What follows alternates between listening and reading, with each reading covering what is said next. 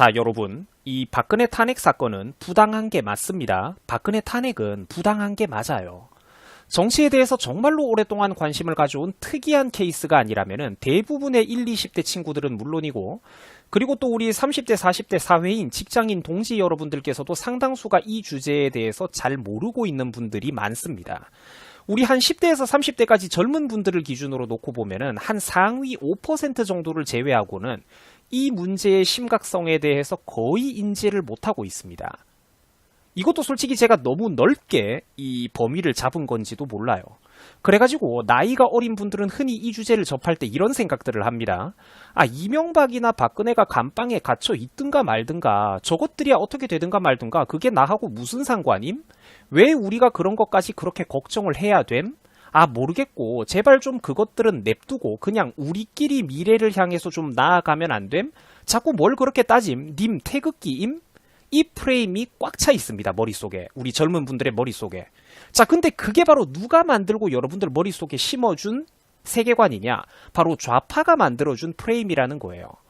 한반도에 어마어마하게 거대한 해악을 끼쳤던 김대중이나 노무현 같은 인물들조차도 성인과 성역으로 만들어가지고 근현대사를 독점을 해놓고 다음 단계로 차근차근 나아가는 이런 좌파들과는 다르게 우리 나약한 우파 사람들은 바로 그런 태도가 결정적으로 다른 겁니다. 우파는 나약하고 비겁해요. 우리는 이승만의 건국도 포기를 합니다. 박정희의 산업화에 대해서도 포기를 하죠. 자유대한민국의 정통성도 포기합니다. 이명박의 공과도 박근혜의 공과도 모두 포기하고 우리는 항상 죄인으로만 살아가죠. 죄송하다, 잘못했다, 반성하겠다, 과거 전 정부와 그 연결의 고리를 끊겠다. 그러니 제발 앞으로 우리한테 표 좀 더 달라. 그런데 여러분들 그게 되겠습니까? 팔다리 다 잘리고 무기 하나씩 다 팽개치고 그때 가가지고 과연 이 힘 자체가 불균형에 있는데 그 가장 좁은 구석으로까지 몰린 상태에서 적에게 고지를 다 내준 상태에서 대등한 협상과 이야기가 되겠습니까? 안 된다라는 거예요. 이런 태도로는 표를 좀 더 달라고 해도 그만큼 모든 거를 양보하고 물러선 뒤에는 안 된다고 우파가 설 자리가 없다라는 겁니다. 한심한 노릇이라는 것이죠. 시청자 여러분, 박근혜 탄핵은요, 부당한 게 맞습니다. 그 인물 개인에 대해서 여러분들이 가지고 있는 그런 이미지들, 좋고 싫음을 떠나서 그래 미워하셔도 괜찮습니다. 그런데 그 인물에 대한 탄핵 자체는 대한민국 법치의 말살을 상징하는 매우 위험한 사건입니다. 헌법상 임기가 보장되어 있는 현직 대통령에 대한 탄핵 사유는 원래 지극히 제한되어 있어요. 1번, 대통령이 외적이랑 내통을 해가지고 고의로 국익을 팔아넘기거나 국가 전복을 노리거나 무력으로 장기 집권을 획책하는 경우. 자, 그런데 외적과 내통해가지고 국익을 팔아넘긴다고 하면은 이미 사실 누구 짐작되는 사람이 있죠. 그 대통령이 외부하고 내통을 해가지고 국가 전복을 노리는 이 정도 급일 때나 탄핵이 가능하고, 그리고 또 사고 등의 어떤 급박한 어떤 사정으로 인해 가지고 신체적 정신적으로 어떤 심대한 문제가 생겨서 더 이상 대통령 직무를 정상적으로 수행할 수가 없을 때 이 두 가지 정도의 사건일 때나 현직 대통령에 대한 탄핵이 가능합니다. 임기 동안 대부분의 형사상 문제들로부터는 면책이 돼요. 그런 거 신경 쓰지 말고 좀 안정적으로 국정 운영을 할 수 있게 소신껏 임기 동안 일을 할 수 있게끔 그런 장치들이 법률상으로 원래 준비가 되어 있었던 거죠. 그런데 박근혜 탄핵 사건은 저 두 가지 요건에 해당이 되느냐, 이런 규정을 완전히 무시한 말 그대로 거대한 법률 사기극입니다. 국회가 반란을 일으킨 사건이에요. 이거는 국회 반란이라고 여러분들 이해가 되십니까?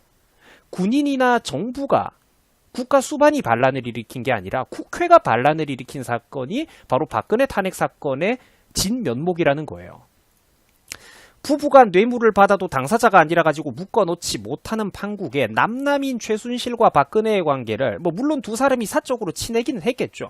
하지만 혈연상으로 부부가 뇌물을 받아도 당사자가 아니라서 묶어놓지 못하는 현행 법률판에서 남남인 최순실과 박근혜의 관계를 경제적 공동체라느니 묵시적 청탁이라느니 법률에 없는 용어를 만들어내가지고 결국은 자기들도 마땅한 법률상의 명목이 없으니까 헌법 수호 의지가 없다라는 희대의 책임을 물어가지고 없는 죄를 만들어내가지고 헌법상 임기가 보장된 대통령을 날려버린 사건이 이 박근혜 탄핵 사건입니다. 이거 여러분들 박근혜를 싫어하셔도 괜찮은데 그거랑은 별개로 엄청나게 위험한 사건입니다. 죄가 없는 사람이 죄를 뒤집어 쓰고 감방에 들어가 있는 그런 사건인 거예요. 엄청나게 위험한 사건입니다. 최근까지도 전국에 있는 법대 교수님들이 탄핵의 법리적인 부당성에 대해서 우려하는 세미나를 여는 데는 이유가 있다라는 거예요. 여러분들, 모래 위에 성을 세울 수는 없습니다. 뿌리가 없는데 거목이 서 있을 수는 없는 거예요. 이거는 여러분들의 생각하고는 다르게 덮고 넘어갈 수 있을 만한 사건이 아니고, 이거를 날조로 덮고 넘어간다고 한들 훗날 이 진영은 정통성과 세계관, 프레임 싸움에서 반드시 장기전으로 가면은 다시 한번 좌파 진영에게 또 밀리게 되어 있습니다. 이거는 여러분들 말 그대로 정신이 나갔던 사건이에요. 다들 미쳐가지고 그때 당시에는 그냥 군중 심리로 열광적으로 넘어갔던 것 뿐이에요. 광우병, 여러분들 지금 1, 20대 친구들은 광우병 당시에는 솔직히 굉장히 어렸죠, 나이가. 근데 이 광기를 한 20대 후반 이상만 돼도 이 광기가 기억나는 분들이 있을 거예요. 광우병 선동 당시에도 만약에 그때 당시 그거를 국민투표나 여론에만 맡겼더라면은 이명박은 취임한 지 4개월, 5개월 만에 당연히 탄핵이 됐을 겁니다. 실체가 없는 사건이었는데 엄청나게 강력하게 대한민국 국민들의 마음속을 지배했던 사건이에요. 그때 만약 국민투표나 여론에 맡겼더라면은 이명박은 취임한 지 4-5달 만에 탄핵이 됐을 거예요. 한국은 그러니까 한 번씩 잘못된 방향으로 어떤 군중 심리가 형성될 때 굉장히 열광적으로 형성되는 경향이 있어요. 군중 심리가 매우 강력하게 작용하는 나라고, 이 여론과 멍석마리가 어마어마한 위력을 작용하는 나라입니다. 한번 이 거대한 민심이라는 어떤 그런 가상의 신이 분노를 하기 시작하면은 이 민심이라고 하는 정체불명의 어떤 그런 토테미즘적인 신앙, 이 가상의 신이 분노하면은 전국의 모든 수사기관이나 판검사들, 정치권들도 엎드려서 납작 엎드려서 빌고 무서워하고 두려워합니다. 판사들, 사법기관들조차 이 여론을 엄청나게 두려워해요. 대한민국은 이 민심이라는 괴물이 굉장히 강력하게 작용하는 나라입니다. 일정 기간 때마다 항상 재물을 던져줘야 하지만 그 무서운 괴물은 침묵을 하죠. 민식이법도 여러분들 생각을 해보세요. 그 당시에는 바로 그 잘못된 동정 여론이 열광적일 정도로 강력했잖아요. 뭐 멀리 가서 증거를 찾아. 내가 이 민식이법이 처음 불거질 때 유튜버 분들 중에서 거의 가장 먼저 다룬 사람 중에 한 명인데 엄청난 비난을 당했잖아요. 제가 막말 안다고. 민식이법도 여러분들 그때 당시에는 국민들의 잘못된 동정 여론이 열광적일 정도로 작용을 해가지고 거기에 힘입어서 패스트트랙으로 다른 민주당의 악법들과 함께 묶여가지고 세트로 통과됐던 법 아닙니까? 그죠? 근데 국민 수준이 아무리 낮은 우리나라라고 해도 국민들의 절대 다수가 스스로가 운전면허 보유자이다 보니까 이 사건에 대해서만큼은 사람들이 금세 정신을 차리고 곧 후회를 했죠. 자, 탄핵 정국을 말하는 건데 그때 당시에 민주당은 자기들이 반대 정당이다 보니까 당연히 어리둥절하면서 탄핵에 동참을 했었습니다. 자기들은 박근혜의 반대 정당이니까 어리둥절해 하면서도 탄핵에 동참을 했죠. 근데 지들만으로는 그때만 하더라도 이렇게 거대 정당일 때가 아니라서 의석수가 모자랐습니다. 문제는 당시 새누리당 내부에 반란표가 있었다라는 것이죠. 새누리당 내부에 반란표가 있었어요. 그 사람들이 바로 그 주력이 바로 현 바른미래당 출신의 사람들입니다. 김무성, 유승민, 하태경, 그리고 의원 경력은 없으나 마찬가지로 아직까지도 탄핵이 정당하다고 떠들고 다니는 이준석 같은 인물들이 있죠. 할배들이, 어른들이 얘네들을 왜 그렇게 싫어하는지 젊은 분들은 이해가 잘 안 될 거예요. 오늘 이거 설명을 좀 해드리려고 합니다. 여러분, 얘들이 반란표를 던졌던 이유는 간단합니다. 박근혜 정부 시절에 본인들이 충분한 대가를 받지 못했기 때문이에요. 그리고 또 박근혜하고 그때 당시에 사이가 안 좋다 보니까 앞으로 자기들의 정치 생명 연장에 커다란 위기감을 느꼈기 때문입니다. 그래서 이거를 단순한 어떤 내부 당권 투쟁이나 계파 갈등이나 이념 문제의 정도에서 그치는 것이 아니라 선을 넘어가 버렸던 거예요. 그래서 할배들이 이걸 용서를 못하는 겁니다.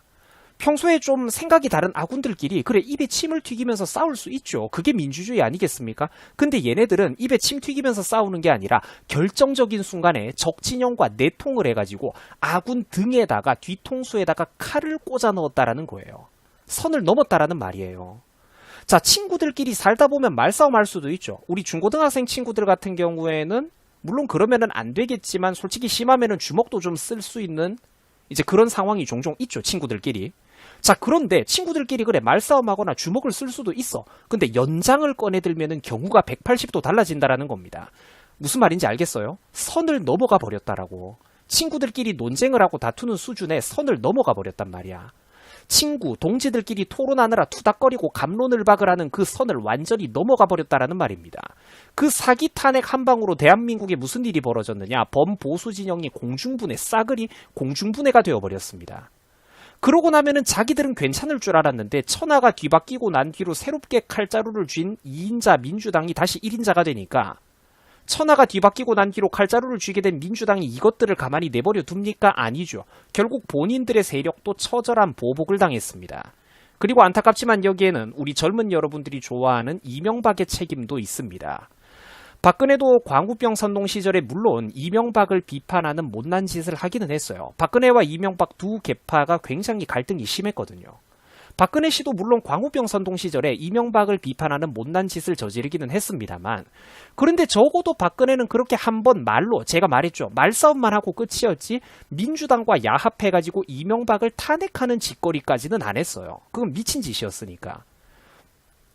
그리고 이명박 정권이 중기 말기로 접어들면서 지지율이 떨어져 가던 무렵에 박근혜가 당대표로 선거를 크게 이겨주면서 이명박 정부를 퇴임할 때까지 무사하게 지켜줬습니다. 이때까지는 동반자였던 거예요.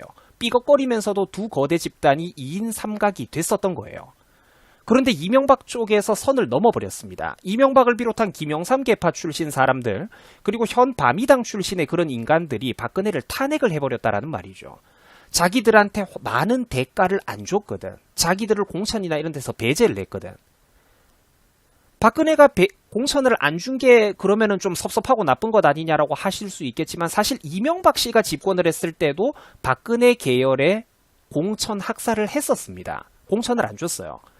그래서 그때 당시에 새누리당, 그러니까 옛날에는 한나라당이었는데 그 한나라당 공천을 못 받았던 박근혜 측 사람들이 그 당을 뛰어나와서 친박연대라는 이름으로 나와서 자기들이 당선된 적도 있었어요. 여기서 박근혜를 팔았던 이 대표적인 인물이 바로 김무성입니다. 물론 그러고 나서 이런 식으로 정치 생명을 연장해 오다가 나중에 박근혜의 뒤통수에다가 칼을 꽂아 넣었죠. 할배들이 그래서 그렇게 화를 내는 거예요.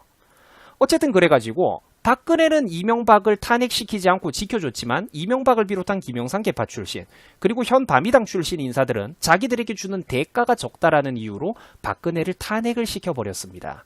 친구들끼리 싸우다가 선을 넘어버렸다라는 거예요. 연장을 꺼내버렸다란 말이야. 칼을 꺼내들었다고. 저는 물론 여러분들 이명박의 업적도 좋아하고 매우 그 사람의 업적에 대해서 잘 알고 있습니다. 오해하시면 안 돼요.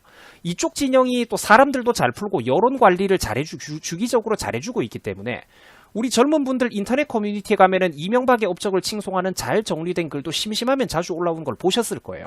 자, 근데 물론 그게 양념질이든 아니든 실제로 좋은 업적들인 거는 맞아요. 문정부와 민주당에 비하면 이명박이 훨씬 좋은 리더였죠. 그런데 선은 넘었다라는 거예요. 그리고 저는 이제 이명박의 4대강 사업에 대해서는 아주 잘 알고 있는 사람입니다. 여러 번 건축적인 그리고 수자원적인 문제에서 저는 전문적인 레벨로 이명박의 4대강 사업에 대해서 몇 번이나 칭찬해주는 영상을 찍어 올린 적도 있었어요. 그래서 나도 가슴이 아픈데, 자, 그런데 사실 이 탄핵 정국에 대해서는 이명박이가 너무나도 치명적인 실수, 위험한 행동을 생각 없이 저질렀다라는 거예요. 박근혜를 탄핵시켜버리고 자기는 다음 순번으로 반기문을 밀어 올리려고 했었는데 탄핵의 여파는 그들의 생각보다 매우 컸습니다. 당시에는 반대만을 위한 정당이다라며 당연히 공중분해될 위기에 처해 있었던 민주당이 기사회생하는 결과를 가져왔어요. 탄핵을 해버리면 박근혜 한 사람만 깨끗하게 날리고 끝날 줄 알았는데 국민들의 생각은 다르죠. 우와, 엄청나게 거대한 죄가 있나 보구나. 그러니까 이런 헌정 역사상 사상 처음 보는 일이 벌어졌구나라고 이 탄핵의 여파는 생각보다 매우 컸습니다. 그 내부 배신자들의 생각보다 훨씬 더 컸죠. 그래서 그때만 하더라도 공중분해될 위기였던 민주당이 기사회생하는 결과를 가져왔습니다. 완전히 예측을 어긋나버린 것이죠. 반기문은 백면서생으로서 투쟁력과 신념, 정치적인 철학이 전혀 없었던 인물이었고 정치적인 맷집이 없었습니다. 노무현 정권 시절에 외교부 장관으로 출세하고 유엔 사무총장을 달았던 출신의 인물로 좌파 진영 출신으로 분석되던 시절에는 엉덩이가 헐도록 칭찬만 받아왔던 나약한 사람이 반기문이었는데, 자, 그래가지고 이 반기문이는 그냥 평범한 사람답게 당시만 해도 훨씬 더 강자였던 우파 정당 후보로 나온다고 하니까 대한민국의 그 무서운 골수 좌파들이 가만히 있습니까? 순식간에 좌파 진영 여론이 엉덩이가 헐도록 칭찬해주다가 우파 정당 후보로 나온다고 하니까 돌변을 해버렸다라는 거죠. 반기문처럼 되기, 반기문의 생활을 배우기, 현대판 위인전기가 나오고 애들 동화까지 나오면서 성역화 작업을 받고 칭송받던 사람이 이제 적이다 싶으니까 한순간에 완전 대역죄인으로 옛날에 그 좌파 동료들에게 공격을 당했습니다. 엄청나게 무서운 흐름이었죠. 그러니까 저런 극한 상황에서 반기문 같은 백면서생 공무원 출신은 버티지를 못했어요. 민주당 좌파 언론을 통한 전방위적인 압박을 받고 비난 여론을 극심하게 당하자 반기문은 금방 멘탈이 터지고 정신줄을 놓아버렸습니다. 그래서 그 반기문이가 무슨 행동을 취했느냐? 도망쳐버렸어요. 무서워서 도망쳐버렸습니다. 그때 당시만 해도 반기문이 다음 대통령이 된다고 생각했던 사람들이 엄청나게 많았어요. 그래가지고 자기 측근으로 새 정부에 줄을 서보겠다라고 사표까지 내고 선거 캠프에 달려왔던 여러 교수들, 기자들, 언론인들이 많았는데 멘탈 터져버린 반기문이가 이 측근들, 최측근들에게도 알리지 않고 자기 혼자 단독으로 기자회견 내가지고 대선 후보에서 사임하겠다라며 사표 쓰고 나가버렸습니다. 여러분들 내가 왜 그렇게 이념, 투쟁, 맷집, 공격력 이런 걸 강조하는지 알겠죠? 백면서생 공무원 출신들은 안 되는 거예요. 결정적인 순간에 두려워서 도망가 버린단 말이야. 정치적인 신념과 철학적인 이념, 뿌리가 약한 사람은 못 버텨요. 좌파랑 싸울 때. 극한 상황에서. 결국 박근혜 정부뿐만 아니라 이 결과가 탄핵의 결과가 어떻게 됐습니까? 박근혜 정부 하나만 깨끗하게 날아간 게 아니라 처음에 탄핵을 주도하고 설계하고 새로운 사람을 밀고 세우려고 했던 이명박 본인까지도 물론이고 MB정부에 소속되어 있던 고위 인사들까지 모두가 잡혀 들어가는 수모를 당했습니다. 아직까지 잡혀있는 사람들이 많죠. 사실 능력만 놓고 보면은 박근혜 정부나 이명박 정부나 둘 다 정말로 아까운 사람들이 많습니다. 이 두 사람의 계파 갈등은 참 가슴 아픈 일이에요. 하지만 먼저 선을 넘은 거는 이명박 진영이라는 것도 알고 계셔야 됩니다. 이 탄핵 사건은 대한민국 현대사에 있어가지고 어마어마한 비극이자 매우 잘 만들어가지고 공들여서 설계된 거대한 사기극입니다. 윤석열이가 누구냐 여러분들. 요즘 유명한 그 윤석열이가 누구냐. 바로 그 좌파를 위해 움직인 칼잡이였습니다. 이명박 박근혜 정부 시절에 그 국정원, 기무사, 청와대 국방부의 요직 인사들, 고위 관료들 수백 명이 우르르르 다 잡혀 들어갔습니다. 문재인에 반대하는 모양새만 취하면서 윤석열이가 실제 제대로 된 실질적 수사는 제대로 한 번도 하지 않았던 지금과는 다르게 그때 당시에 우파 인사들 학살할 때는 판사가 안 된다고 구속수사를 청구하는 거 반려시켰을 때도 지가 3번, 4번씩 또 달려가고 또 달려가가지고 해달라 쪼르면서 매우 비열하고 강압적인 수사를 적극적으로 했던 인물이 윤석열입니다. 알고는 계시라는 거예요. 지금 반문재인 정부에서 이 사람이 제일 부각되고 있다라는 점은 나도 알아. 하지만 이 인간이 어떤 그 행적을 걸어왔는지는 여러분들이 알고 지지할 때라도 지지를 해야 된다라는 거예요. 일반인들은 이런 걸 모르잖아. 48수생 9수생이라고 하죠. 윤석열 씨가. 늦은 나이에 검사 생활에 입문한 늦가기 검사죠. 원래 같았으면 자기 위에 선배 기수가 너무 많고 자기는 나이가 너무 늦은 나이에 평검사 생활을 시작했기 때문에 원래는 평범한 중하급의 일반 검사로 인생을 마감할 운명이었는데 이 윤석열 씨가 왜 문재인이가 선배들 수십 명, 수백 명 제껴버리고 윤석열이를 서울중앙지검장으로 파격 인사를 시켜줬을까요? 그리고 불과 1년 뒤에 검찰총장까지 승진시켜주는 또 한 번의 파격 인사를 왜 했겠습니까? 엄청나게 무섭게 우파들을 잡아주지는 칼잡이 역할을 했었기 때문이에요. 그러니까 철석같이 믿었던 거지. 자기 사람일 거라고. 윤석열이를 무리하게 진급시킬 때마다 검찰 조직의 관례에 따라서 잔뼈가 굵은 검사 선배들이 수백 명씩 옷을 벗고 나갔습니다.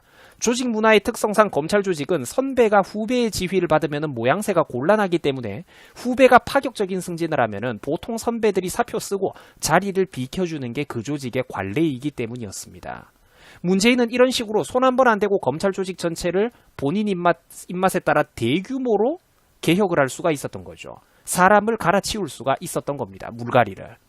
근데 그 이후에 윤석열이가 무슨 바람이 불었던 건지 조국 수사 등에 대해서는 좀 청와대의 의도와는 다르게 뻣뻣하게 굴기는 했었죠. 국힘당이 워낙에 무능력하다 보니까 단지 조금 뻣뻣하게 굴어준 이것만으로도 이제 반문재인의 어떤 가장 강력한 구심점이다. 이런 이미지가 생겨가지고 국민들이 열광하기는 하는데 사실은 그게 윤석열이가 가지고 있는 업적의 전부라는 겁니다. 좀 뻣뻣하게 군 게 다죠. 그리고 조국 사건 같은 걸 보면 뻣뻣하게 굴 수밖에 없었지. 해도 그건 진짜 너무나도 내로남불이 심각한 사건이었으니까. 윤석열이도 그리고 윤석열이의 부하 노릇을 하는 한동훈 검사도 실제로는 우파들 잡아주질 때는 굉장히 보수 정권 인사들을 갈아버릴 때는 굉장히 위법적이고 잔인하고 강압적이며 눈깔 뒤집힌 듯한 수사를 했던 사람들인데 조국이라든지 친문재인 정권 좌파 사람들의 잘못과 과오를 수사할 때는 이만한 적극적인 수사를 전혀 일절 안 했다라는 거예요. 젊은 분들은 한국 정치판을 바라보는 이런 유권자 할배들의 짬밥을 우습게 보시면 안 됩니다. 여러분들 군대에서 짬밥이 얼마나 무서운 위력을 발휘하는지 아시죠? 단순히 육체적인 능력하고는 다르잖아. 피지컬이 훨씬 좋아도 이등병이나 육군훈련소 훈련병들이랑 전역을 앞두고 있는 말년병장의 전투력이 비교가 됩니까? 100명, 1000명 모아놓고 어떤 그런 이제 훈련이나 각개전투 같은 걸 뛰면은 피지컬하고는 별개로 상대가 안 되죠. 말년병장들이 쌩쌩한 이등병이나 이런 훈련병보다 훨씬 뛰어나잖아. 젊은 분들은 한국 정치판을 바라보는 이 유권자 할배들의 짬밥을 우습게 보시면 안 됩니다. 이 할배들은 가방끈이 조금 짧고 힘들게 고생하신 분들이 많다 보니까 산업화 세대가 할배들은 세련되게 이렇게 말로 표현할 줄 몰라서 그렇지. 지금 제가 말씀드린 저 긴 내용들이 할배들, 우리나라 할배들 머릿속에는 이 모든 게 다 담겨 있습니다. 그래서 당장은 문재인에게 반대해주는 사람이 뭐 윤석열이고 뭐 이런 놈이고 저런 놈들이 있다 보니까 어느 정도 지지해주고 편을 들어주더라도 이런 인간들이 감히 보수정당의 당대표나 차기 대권 후보로 나오겠다고 하면은 난리를 치고 찝찝해하는 게 바로 이런 것 때문입니다. 그 사람들의 행적을 하나하나 잘 알고 있거든. 단순히 박근혜 팬클럽 마인드 하나만 가지고 A도 안 된다, B도 안 된다, 에헴 하면서 꼰대질하고 있는 거는 아니라는 겁니다. 절대로. 그래서 저렇게 탄핵이 이루어졌고 범보수 진영이 공중분해가 되어버렸던 거예요. 아까도 말씀드렸다시피 우파 정당 내부에서 거대한 분열과 배신이 있었죠. 그리고 결국에는 그 유산을 우파 진영 안에 있는 인간들 중에서는 탐내던 그 누구도 거머쥐지 못했습니다. 박근혜 정부뿐만 아니라 탄핵을 주도했던 이명박 정부의 고위 인사들, 그리고 현 바른미래당 출신의 뭐 김무성, 유승민, 뭐 하태경, 이준석 이런 인간들까지 모두가 그 유산을 거머먹지를 못했죠. 그리고 박근혜 정부뿐만 아니라 탄핵을 주도했던 이명박 정부의 고위 인사들까지 모두가 잡혀 들어가 버렸습니다. 이후 무주공산이 되어버린 대한민국을 문재인이가 집어삼켜버렸죠. 원래 민주당의 운명은 그때 당시에는, 지금 젊은 분들은 잘 기억도 안 나시겠지만 원래 박근혜 정권 말기 그때 당시에는 원래 민주당은 벼랑 끝에 몰려 있었어요. 진작에 그 무능력, 반대만을 위한 반대라는 그 지독한 이미지 때문에 국민들에게 외면을 받아가지고 역사의 뒤안길로 사라질 운명이었던 문재인과 그 이하 586 운동권 떨거지들이었는데 사기 탄핵 한 방에 이것들이 기사회생을 해버렸다라는 겁니다. 사적인 욕심에 미친 거대한 사기극이라는 것이죠. 그래서 현재 지금 범보수 진영, 우파 진영의 인물이 그렇게도 없는 거고 고위 인사들 전부 다 잡혀 들어갔으니까 인재들이 두 진영의 갈등이 도저히 넘어설 수 없는 강을 건너가 버린 게 바로 그 박근혜 탄핵 사건이라는 거대한 사기극 때문이었다라는 거예요. 지금 여러분들 젊은 분들이 이 갈등을 단순하게 할배들의 팬덤 문화 때문이다라고만 생각하는 것은 극도로 어리석고 단순한 단편적인 생각입니다. 이 거대한 잘못을 저질러 놓고 미래를 바라보면서 이제 와가지고 협치를 하자, 다름을 인정하자 이러면서 자기들의 죄를 지들이 면죄부 발급해가지고 덮고 넘어가자고 하니까 한쪽 사람들은 도저히 그걸 받아들이지를 못하는 겁니다. 최소한 갈등을 봉합하려면은 그때 당시에 탄핵은 부당했고 범보수 진영에게 손해였다라는 걸 인정을 하고 진심 어린 사과를 하는 게 최소한의 사람으로서의 도리입니다. 근데 친구들끼리 말싸움 하다가 먼저 칼을 쓴 게 과연 사과 한마디로 끝내고 퉁칠 수 있는 주제일까요? 아닐 겁니다. 여간에서는 그 마음속에 골수에 사무친 원한이 해소되기가 어렵겠죠. 최소한 탄핵은 부당했고 자기들이 잘못했었다. 불필요한 탄핵이었고 후회가 되는 선택이었다. 범보수 진영이 너무나도 길을 둘러가는 손해인 결정이었다라는 것을 인정하고 진심 어린 사과라도 한마디 하는 게 사람의 도리입니다, 여러분. 근데 지금 주도권을 쥐겠다고 나대고 있는 그 바미당 출신의 인사들은 그걸 절대로 못하죠. 준석이는 그걸 절대로 인정을 안 하죠. 왜? 그때 당시에 잘못을 자기가 공식적으로 인정하는 순간 자기들에게는 미래가 없기 때문입니다. 해서는 안 되는 짓을 저질렀던 거잖아. 자기 잘못을 공식적으로 인정하는 순간 지들에겐 정치적으로 발을 붙일 수 있는 미래가 없기 때문이에요. 그래가지고 지금 그 온갖 다른 것들을 올라타가지고 그 바람을 올라타고 당권 전체를 집어삼키려고 하고 있는 거죠. 그래서 가슴이 아픈 거는 그 청년들 여러분들의 분노, 패미, 그 젠더 이슈 이런 거 제가 얼마나 잘 알고 있습니까? 몇 년 전부터 저는 주장을 했던 사람이죠. 그래서 국힘당에 제발 좀 그 무능력한 중진들에게 엉뚱한 놈들에게 저 코인을 뺏기지 말고 니들이 그 바람을 일으키라고. 그래서 젊은 여러분들에게도 사랑받고 어른 세대들에게도 사랑을 받으라고 제가 국힘당 중진들에게 뭐 이런저런 경로를 통해 가지고 수도 없이 조언을 넣었지만 안타깝게도 그 사람들은 자기들의 조언이 있으니까 저 같은 사람들의 말을 못 알아듣더라고요. 그래서 엉뚱한 애들이 이런 바람을 잘 올라타 가지고 지금 당권 전체를 집어삼키려고 하고 있죠. 가슴이 아픕니다. 자기들이 그러니까 탄핵 사태를 만들어 놓고 무슨 짓을 했었냐면은 그 바미당 출신 애들은 당시 새누리 자유한국당의 지지율이나 분위기가 이제 지들이 만든 탄핵 사태로 인해서 새누리당 자유한국당의 지지율 분위기가 최하까지 내려갔었죠. 그러니까 이것들은 당을 뛰쳐나갔습니다. 지들끼리 독립정당을 만들고 할배들이 그때 난리가 났거든, 배신자라고. 그러니까 한국당의 지지율이 가장 힘들고 위험했던 시기에는 이준석이가 뭐라고 떠들었냐면은 자유한국당과 합치를 하라고 신세 망칠 일이냐 이런 소리까지 했습니다. 할배들한테 그때 당시에는 극우라고 온갖 막말을 다 했어요. 가장 어려웠을 때 그래도 제1야당 그 보수정당을 지키고 있던 할배들에게 온갖 막말을 다 갖다 퍼붓다가 후에 지들이 만든 바미당이 잘 안 되죠. 독립정당으로 나가보니까 잘 안 되죠.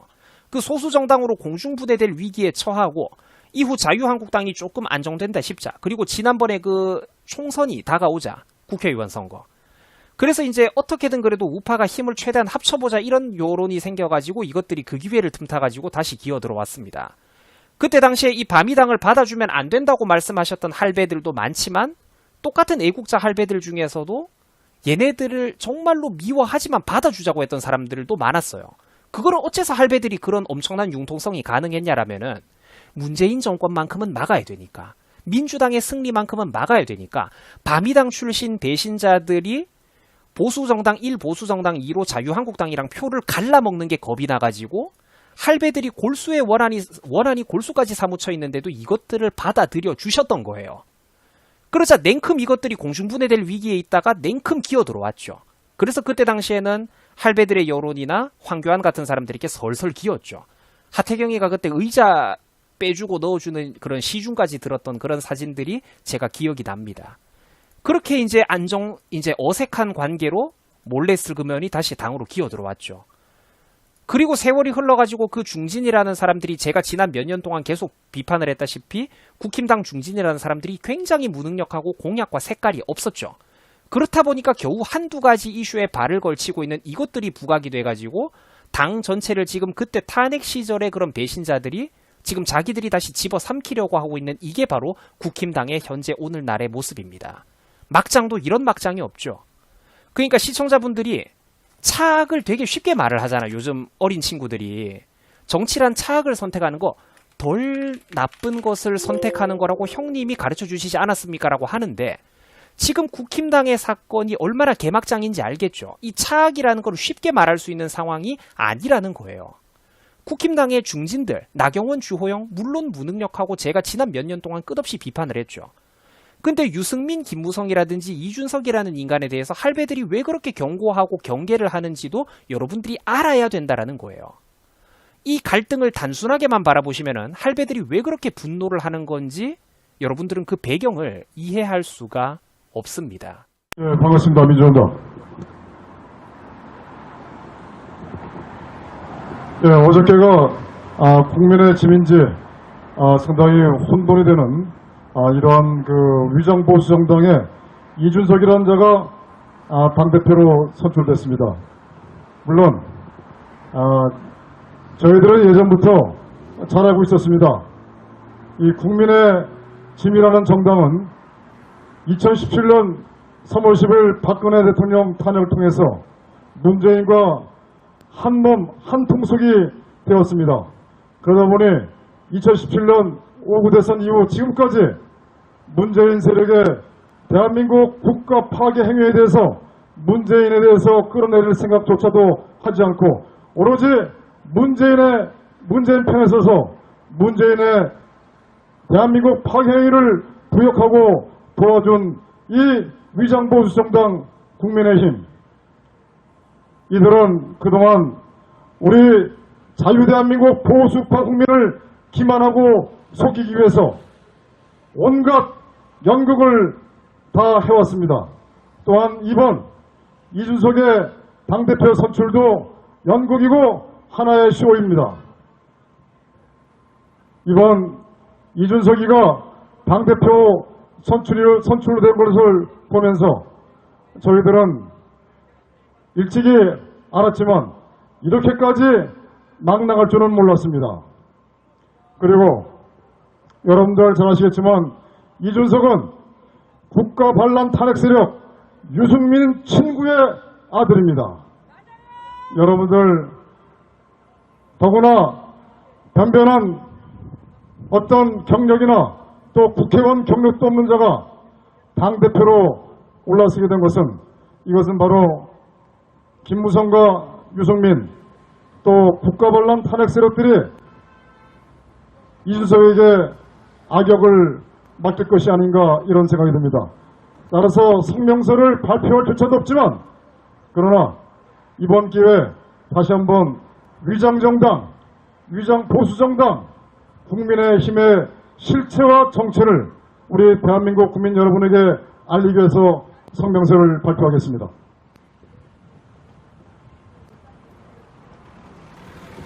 국가 반란 탄핵 세력 문재인 이중대 위장정당 국진당 그리고 이들과 함께하는 위장목사 사인과 위장보수단체를 버려야 대한민국을 바로 세울 수 있습니다.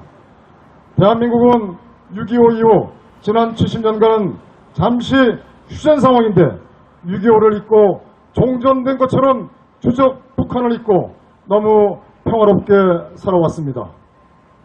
6.25를 겪고 가난의 아픔과 배우지 못한 서름을 몸소 체험한 우리들의 할아버지, 할머니, 아버지, 어머님은 자식들에게 가난을 대물림하지 않으려고 자식만큼은 교육을 시키기 위하여 제대로 먹지 못하고 입지도 못하고 잠도 제대로 자지 못하면서 새벽부터 밤늦게까지 돈을 벌기 위하여 열심히 일하였으며 큰 돈은 벌지 못하였지만 집도 장만하고 대학까지 교육시키는 등 시집을 보내고 장가도 들게 하였습니다.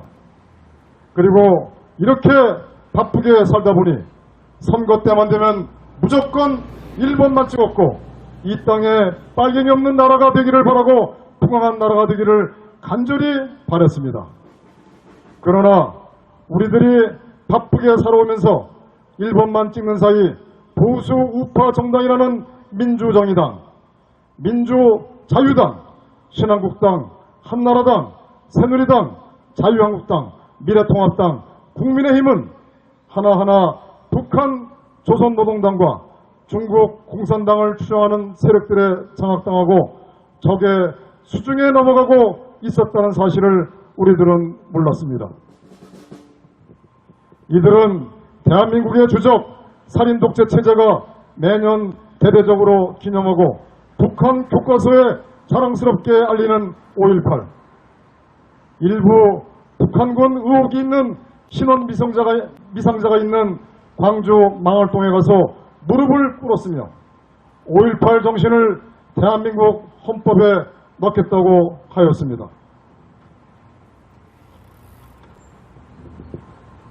국민의힘은 북한 추종 세력들과 합세하여 아무 죄 없는 박근혜 대통령을 사기 탄핵하여 북한 간첩의혹 문재인이가 정권을 잡게 하였으며 한미동맹 파괴, 반미 친중 정책, 국군 해체, 북한군 남침 방어 주요 시설물 파괴, 국정원 대공기능 해체, 기무사 해체, 세계 최고의 원자력 발전 기술을 보유하고도 탈원전으로 세계 시장에서 퇴출당하여 일자리 창출과 국부 창출의 기회를 모두 상실한 그러한 상황, 그리고 경제 붕괴, 산업 붕괴, 북한을 이롭게 하는 교육 등 대한민국을 조직적으로 파괴하고 있는데도 문재인을 끌어내리는 의지나 각오도 없고 그저 조선들을 동원하여 보수 코스프레나 하면서 위장 보수 정당으로서 보수 우파 국민을 기만하고 대한민국을 망국의 구렁텅이로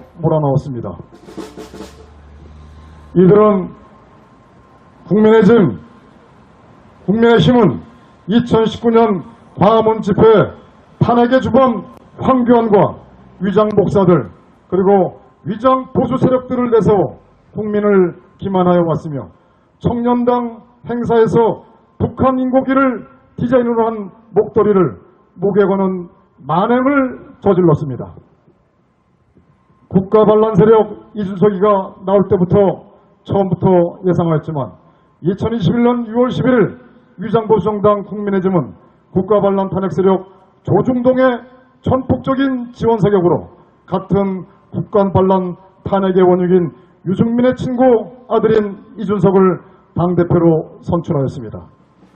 이것은 헌법, 국가보안법 등 대한민국을 해체시키는 악의 역할을 이준석에게 맡기겠다는 것 그 이상 그 이하도 아닐 것입니다. 국가반란 탄핵 세력 이준석의 선출 과정도 매우 의심스럽습니다. 대표 및 최고위원 투개표 관리를 선관위에 맡긴 것, 그리고 대표 경선에서 당원도 아니고 국민 참여라는 명분하에 비당원 여론조사 배점을 50%둔 것, 그리고 내부적인 자정 기능을 최소화시키고 특정 세력의 의지가 반영된 것이 아닌지 매우 의심스럽지 않을 수 없습니다.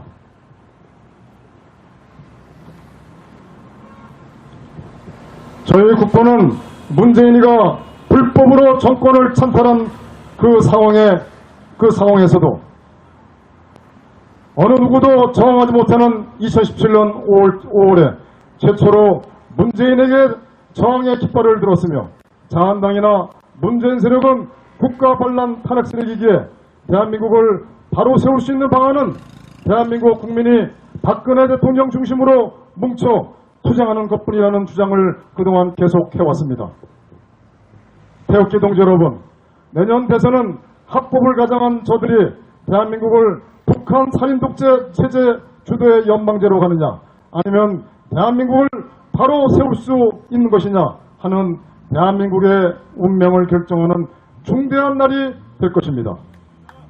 그러나 대한민국 국민이 문재인 간첩 세력의 국가 파괴 행위, 한미동맹 파괴, 5.18 문제, 부정선거 등 문재인에게 협조 부역하여온 국힘당이 보수 우파 정당이 아니라는 현실에 대한 정확한 각성을 하지 않으면 5구 대선, 6.13 지방선거, 4.3 보궐선거, 4.15 총선, 4.7 보궐선거처럼 비참한 상황을 맞이할 것입니다. 결국 자유와 재산, 나아가 목숨까지도 모든 것을 빼앗기고 최악의 상황으로 가는 출발점이 될 것입니다. 문재인, 김무성, 유승민 등 국가반란 탄핵 세력은 대한민국 국채를 변경하는 것을 포함한 국가 반역을 저지른 반국가 세력들입니다. 이들은 2016년 12월 9일 국회에서 박근혜 대통령 탄핵 소추 시점부터 지금까지 촛불혁명이라는 미명하에 대한민국을 파괴하여 왔습니다.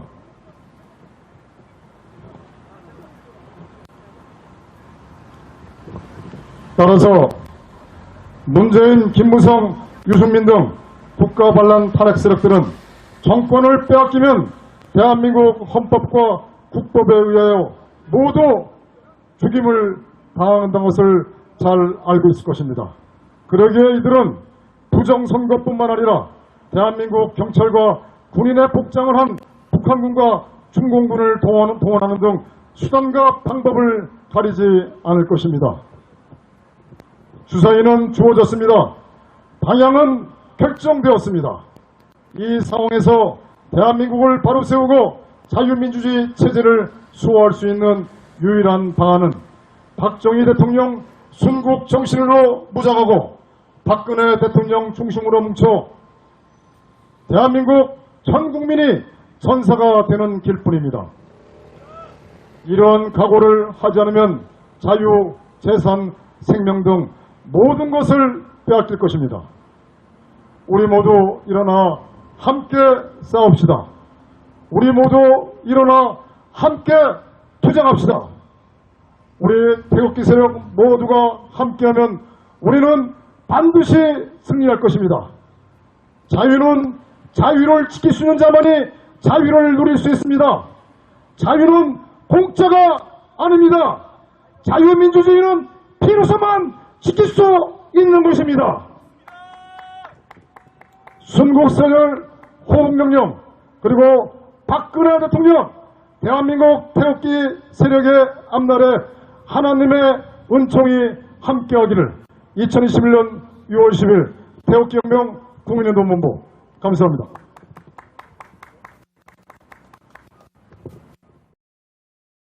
애국 시민 여러분 안녕하십니까? 네, 날씨가 매우 무더워졌습니다. 불과 몇 달 전에 이 자리에 섰을 때 추위와 싸워야 했는데 오늘은 조금만 서 있어도 땀이 주르륵 주르륵 흐르고 있습니다.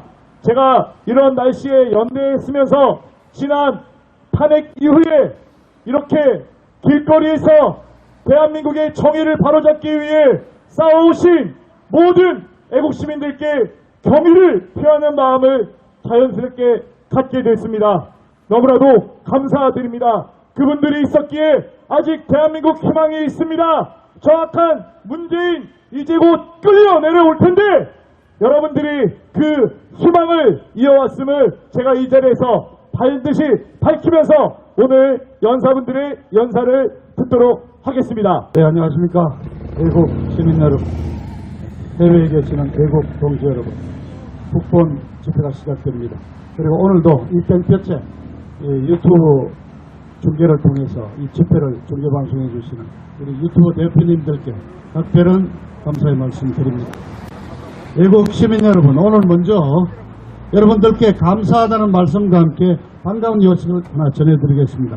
제가 지난 2주 동안 국가보안법 폐지를 막기 위한 반대 청원 동의를 해 주십사고 부탁을 드렸습니다. 그런데 지난주 수요일쯤 사흘 전 날짜로 반대 청원 10만 명을 넘어섰습니다. 그래서 일단 국가보안법 폐지 심의를 1차 마감냈습니다. 동의해 주신 애국 동지들께 감사의 말씀을 드리면서 이 국가보안법 문제가 어떻게 앞으로 전개될 것인가 잠깐 말씀을 드리겠습니다. 현재 지금 이 국회에는 더불어민주당 의원들이 발의한 2건의 국가보안법 폐지안이 있습니다. 하나는 국가보안법 전체를 아예 폐지하자는 아니고요. 또 한 가지는 이제 이른바 국가보안법에 그 문제가 되는 제7항 7조 대한민국의 안전에 위험이 된다는 것을 알면서 인지한 상태에서 반국가 단체들의 활동이라든가 이러한 내용을 고무 찬양하고 지지하는 그런 행위를 처벌할 수 있도록 되어 있는 이 7조만 없애자 하는 이 두 가지 법안이 의원 발의로 남아 있습니다. 그러나 더불어민주당도 이거를 정식으로 법사위에 회부를 해서 심의 절차에 들어갔을 때 국민적 저항이 대단하고 이것이 정권 장악에 도움이 되지 않는다고 판단을 해서 발의만 된 상태에서 심사 절차를 밟지 않고 있었던 것입니다. 그런데 2019년도 4월에 국회법이 개정되면서 국민동의 청원이라는 게 생겼습니다. 말하자면 일정 숫자 이상 10만 명으로 되어 있죠. 10만 명이 어떤 법안을 심사해달라고 청원을 하면은 그 해당 위원회에서 심사를 하도록 되어 있는 규정이 생겼습니다. 바로 이것을 이용을 해가지고 한 달 전에 전교조가 이 총대를 매가지고 국가보안법 폐지를 법사위원회에서 심사해 주십시오 하는 국가보안법 폐지 동의 청원을 냈던 것입니다. 여러분 이해하시겠죠? 그러니까 이 전교조가 청원한 것을 받아들이는 형식을 빌려가지고 국가보안법을 심의를 하면서 더불어당에 대한 책임을 회피해 나가려는 아주 계략이었던 것입니다. 이것을 저희들이 우리 우파들이 알아가지고 반대 청원을 만들어서 서명운동에 들어갔는데 다행히 사흘 전에 10만 명을 돌파해서 우리도 일단 저지가 돼요. 이렇게 되면은 법사위원회에서 동의 청원을 가지고 하나는 하자는 청원이 왔고 반대하자는 청원이 왔으니까 이 청원을 어떻게 심사할 것인가. 이렇게 되면은 그냥 보안법 폐지에 대한 심의는 미루어지고 일단 청원을 갖고 따지게 되어 있거든요. 그러니까 제가 오늘 또 한 말씀 더 부탁드리고 싶은 것은 이왕이면은 걔들이 10만 명 청원했다면 우리는 20만 명, 30만 명으로 더 몇 배로 만들어가지고 아예 입도 못되게 만들어야 되지 않느냐. 그래서 아직도 청원이 20일까지인가 할 수 있습니다. 많이들 참여해서 이 기회에 국가보안법 폐지에 대한 우리 국민들의 저항이 어떻다는 것을 확실히 보여주시기를 부탁 말씀드립니다. 그리고 오늘 어차피 어제 당선된 저 제1야당 국민의힘당의 이준석 당대표 얘기를 하지 않을 수 없겠죠. 그렇습니다. 36살짜리 이준석이가 제1야당의 당대표가 됐습니다. 대한민국이 해방 후에 자유민주의회 제도를 받아들인 이래 초유의 사태입니다. 뿐만 아니라 아마 서방의회주의 사회에서도 처음 있는 일일 겁니다. 자, 나이가 젊다는 것뿐만이 아니라 단 한 번도 책임 있는 자리, 국정 운영의 경험이 없습니다.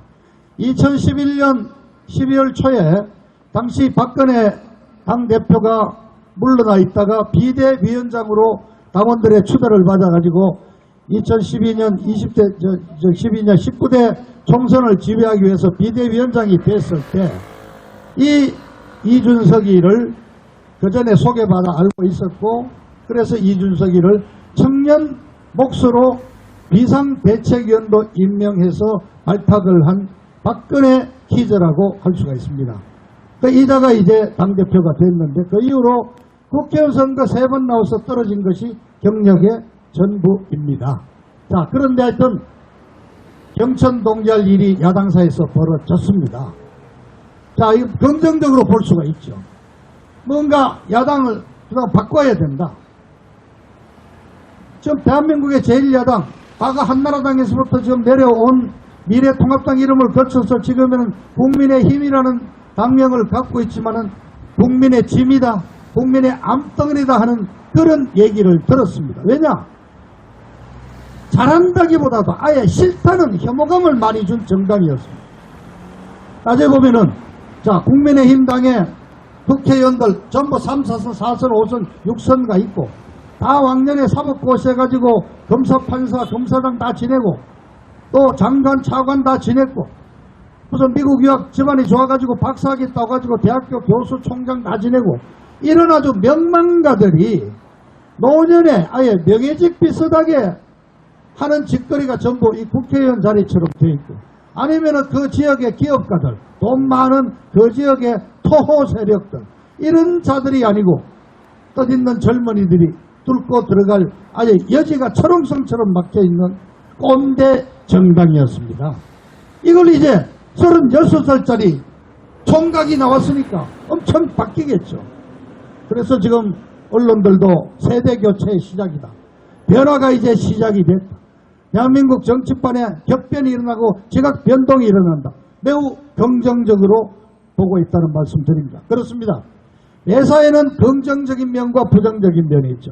그럼 저는 우선 우리 이준석 당대표에 따른 긍정적인 효과부터 몇 가지 얘기를 드리겠습니다. 방금 말씀드린 대로 이준석이가 어떻게 해서 이 돌풍을 일으켜서 여론의 힘으로 당선이 될 수 있었느냐.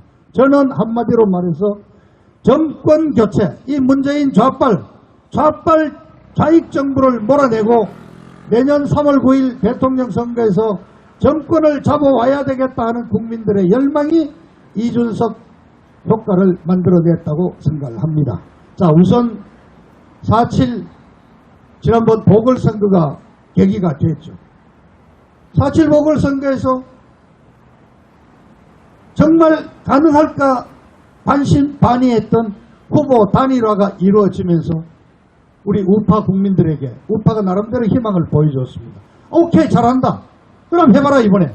그리고 물론 저쪽에 더불어민주당 박원순이 오거돈이 두 놈이 나쁜 손장난으로 성추행 때문에 물러난 선거니까 그쪽은 이미 핸디캡을 안고 갔지만 그래도 오케이 단일화도 하고 조금 다른 모습을 보이는 것 같구나. 그럼 우리 밀어줘 당선이 됐다. 특히 20대 30대가 보수 정당으로 들어온 건 아니지만은 이 문재인이의 지난 4년 동안의 상습적인 거짓말에 실적이 나고 아예 그냥 막 진절머리가 나서 정말 바꿔야 되겠다고 20대 30대가 대거 우리 보수편도 돌아선 겁니다. 여기에서 우리 많으나마 국민들이 희망을 느끼고 그래 이렇게 된다면은 내년 3월 대선에 한번 바라볼 수 있겠다. 그러기 위해서는 아까 말씀드린 대로 꼰대당의 이미지를 갖고 있는 저 국민의힘당을 좀 인적 쇄신을 하고 한번 바꿔보고 그리고 혹시라도 저 20대 30대를 더 끌어들이면 되는데 그러면 나이라도 좀 젊은 친구가 나오면은 20대 남았다 우리 호응을 하지 않을까. 이러한 열망들이 모여가지고 이준석이 36살짜리 아주 똘똘하게 생기고 말 잘하고 딱 부러지는 놈 오케이 한 밀어주자. 화끈하게 밀어붙여서 이렇게 결과가 나온 겁니다. 자 이렇게 되니까 그렇습니다. 꼰대당의 이미지 아주 수국 꼴통정당으로 보이던 국민의힘당이 오히려 신선하게 보이고 오히려 더불어민주당 저것들이 꼴통정당 저것들이 수구 운동권 꼰대들로 보이기 시작한 겁니다. 사실 그렇게 됐죠. 80년대 운동하던 애들 지금 이제 50대 후반 돼가지고 저자들이 이제 꼰대가 돼지고 라임 사모펀드 부정 저질러서 1조 5천억씩에 먹고 저자들이 부동산 투기하고 온갖 불법 행위를 저지르면서 한몫 챙기자.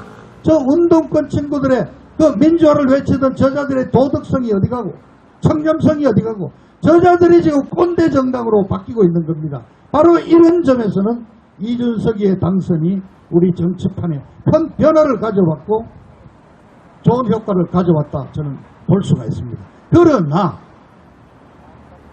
이번에 이준석이가 당선될 수 있었던 것은 사실은 국민의힘당이 당대표를 뽑는 방식의 문제입니다. 정당에서 당대표를 뽑으면은 당원이 결정을 하는 것인데 즉 국민의힘당은 당원 투표는 70%, 30%는 일반인 투표를 하도록 되어 있습니다.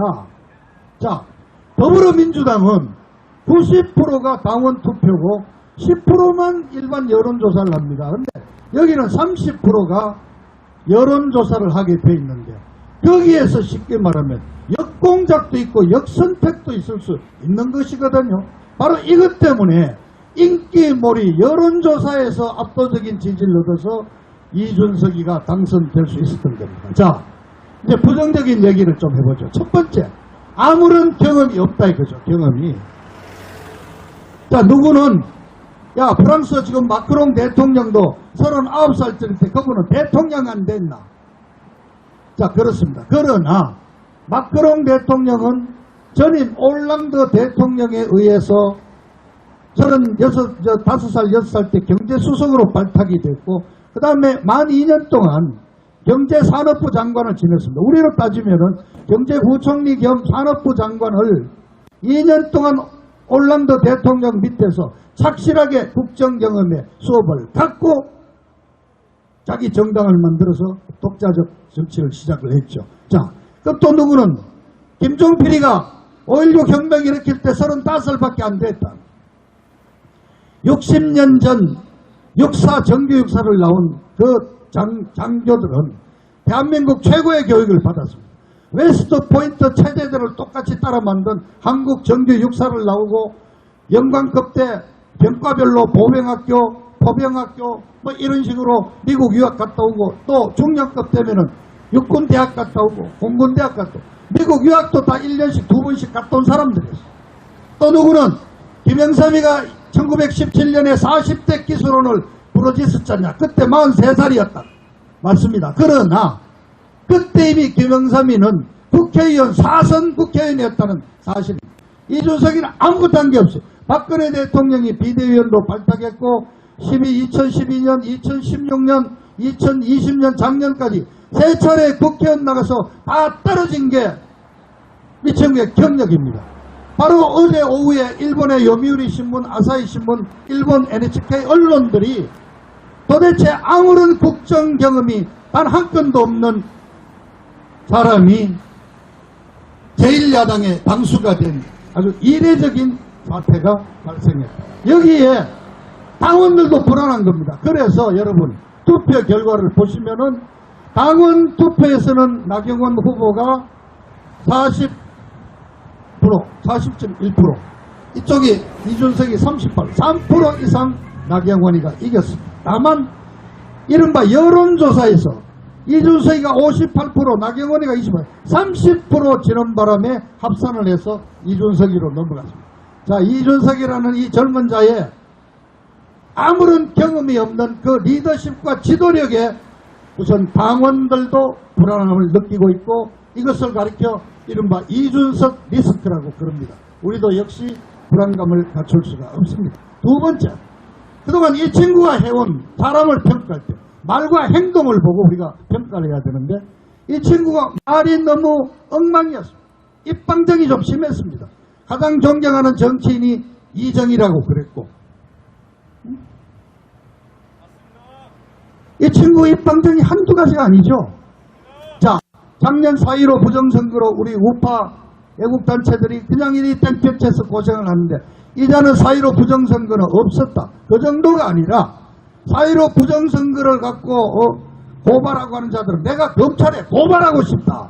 오히려 이 친구가 나서서 저쪽 편을 들어주고 있고,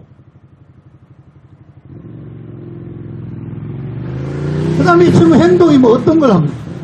이 친구 젊어가지고 아니 장가도 안 갔고 킥보드 타고 다니고 하루 종일 시간 날 때는 게임, 스타크 게임하고 있고, 게임 중독이에요. 게임 중독. 스타크 게임하고 밤에는 비트코인 해가지고 돈 몇억 벌었다고 자랑하고 다니고.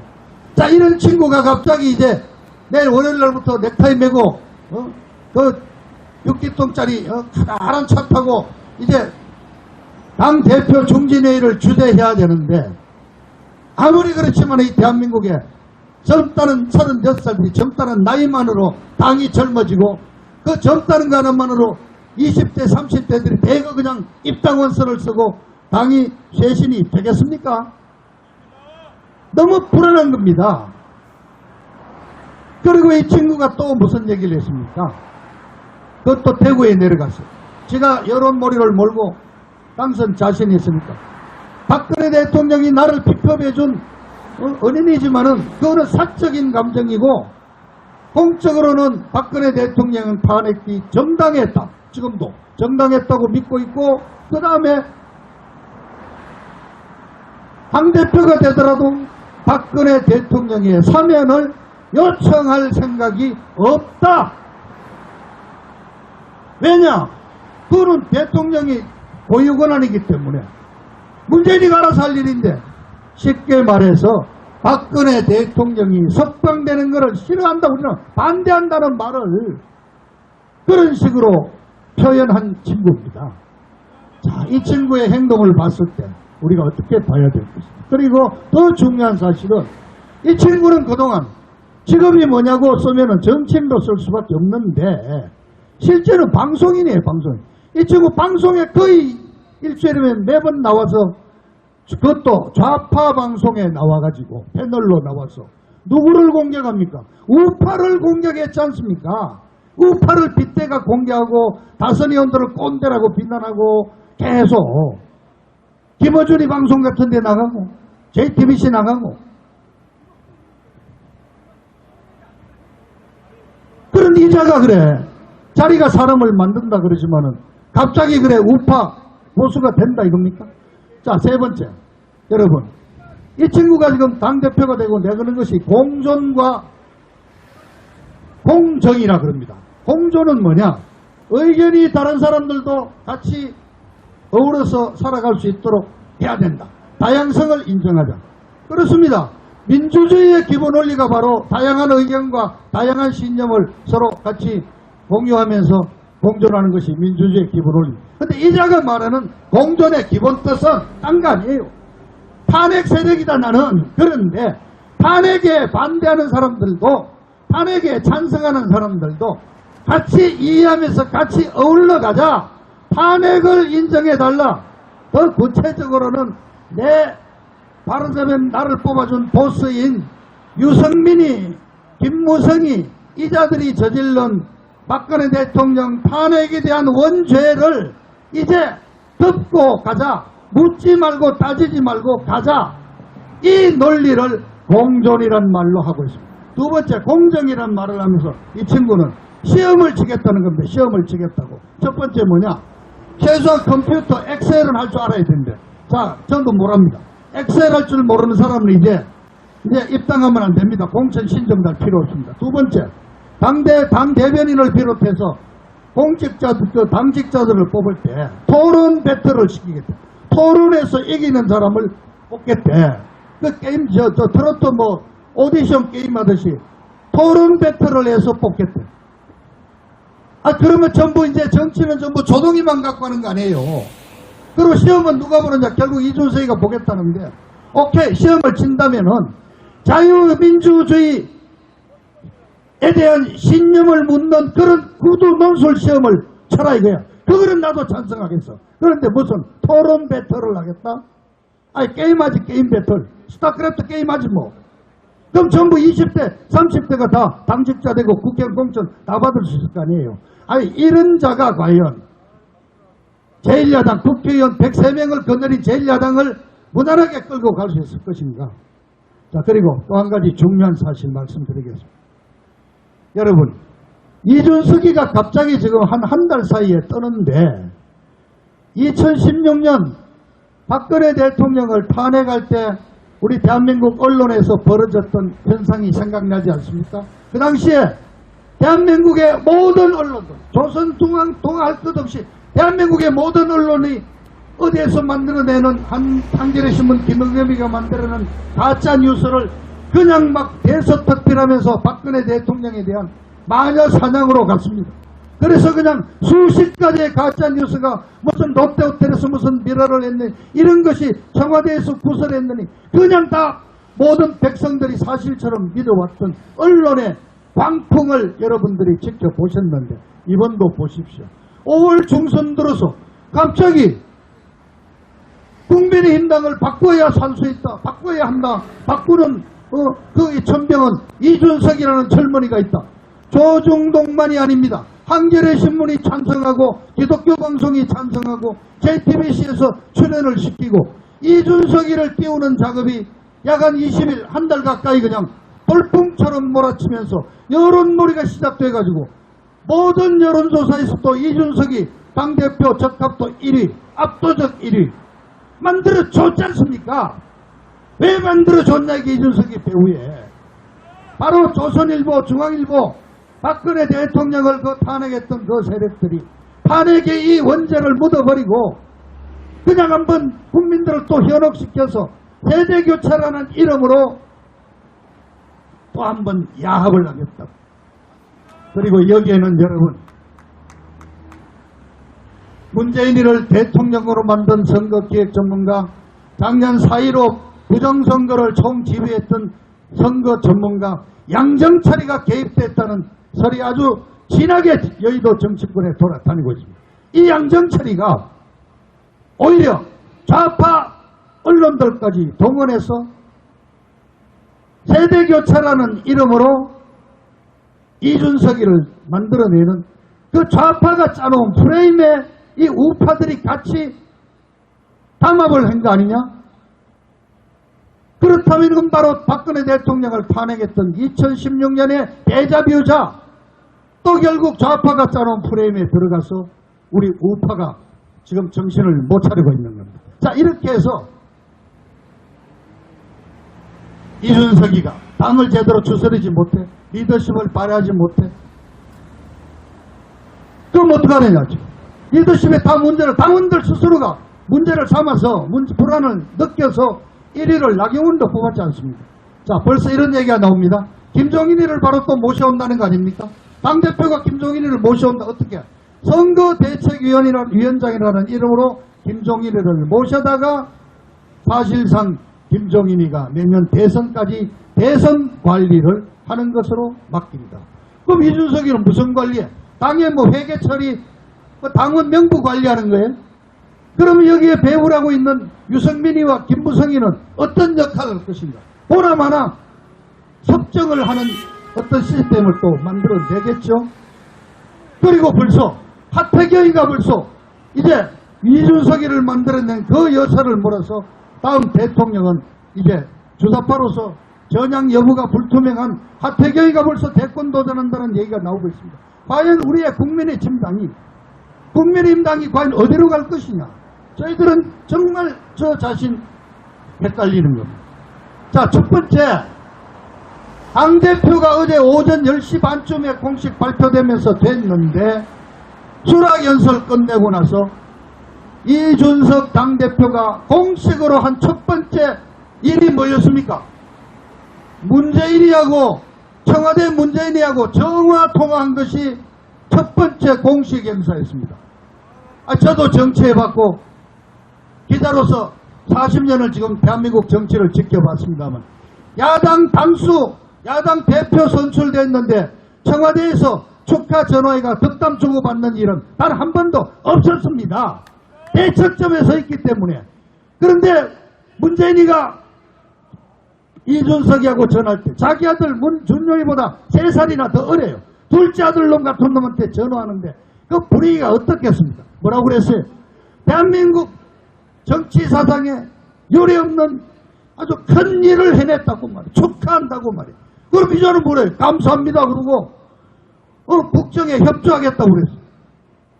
아니 36살짜리 당대표가 대통령과 단독 여야 영수회담을 할 수가 있겠습니까? 저 송정길이만 해도 자기 아주 큰 형님 큰 아저씨 빨인데 20살 많은 민주당 대표하고 무슨 여야 대표끼리 회담을 할 수가 있겠습니까? 그러니까 이제 결국은 아바타 노릇을 할 거 아니냐 이가 김종인이. 자, 더 걱정이 이준석이가 그동안 여러가지 야당 활동을 했는데도 불구하고 단 한 번도 문재인이 욕하는 거 들어본 적이 없습니다. 반문 운동을 단 한 적이 없어요. 오히려 부정선거 때는 부정선거 주장하는 우리 애국 투사들을 지가 고발하겠다는 말까지 하면서 정부 편을 들어주는 자인데, 그럼 자리가 사람을 만든다 그러지만은 당대표가 됐다고 이준석이가 갑자기 문재인이한테 팔 걷어붙이고 반문 전선을 형성하고 반문 투쟁에 나서겠습니까? 그럼 도대체 우리 야당은 어디로 가고 우리 국민은 누구를 따라가야 되느냐 말이야. 이렇게 하다가 이준석이 저 리더십 부족해가 만일에 당대표에서 물러나는 사태가 벌어진다면은 그것도 금년 연말쯤 갖고 이준석이가 그만두는 사태가 벌어진다면은 자, 우리 야당은 대통령 선거 준비도 제대로 못한 상태에서 그냥 넘어가는 거예요. 그러니까 이준석이의 저 젊은 당대표 어떤 세대 교체 변화의 시작이다. 좋게만 볼 수 없는 불안한 점이 너무나도 많은 것이 현실인 것입니다. 그래서 이렇게 목이 아프도록 여러분들께 말씀을 드리는 겁니다. 그렇습니다. 저도 그렇습니다. 자리가 사람을 바꾼다니까 이제 무게 잡고 입 조심하고 제대로 정체성을 잡아가지고 제1야당을 제대로 끌어가지고 그리고 야당의 본령으로 돌아가. 야당의 본래 할 일은 뭐예요? 집권당과 집권 여당에 대해서 반대하고 국민을 위해서 잘못된 정책을 반대하고 투쟁하고 싸우는 것입니다. 기준은 일반 국민이 되어야 하는 것이지 대깨문들이 되거나 기득권 세력이 돼서는 안 된다는 말씀을 드립니다.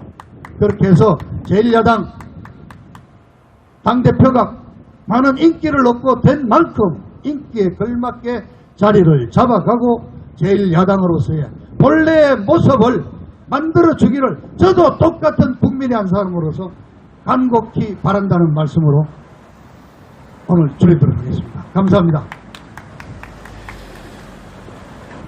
일주일이 확 지나갔습니다. 그런데 문재인이가 사고를 많이 저질렀네요. 일주일 동안. 전라도 광주라고 아시죠? 예, 어마어마한 데죠?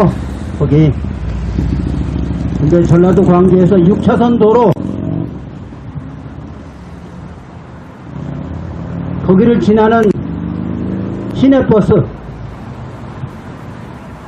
5층 건물이 덮쳐가지고 10여 명이 세상을 떠났습니다. 문재인 때문입니다. 기가 막혀요. 2년 전에 잠원동에서 똑같은 사건이 있었습니다. 2년 전에 하나도 개선된 게 없어.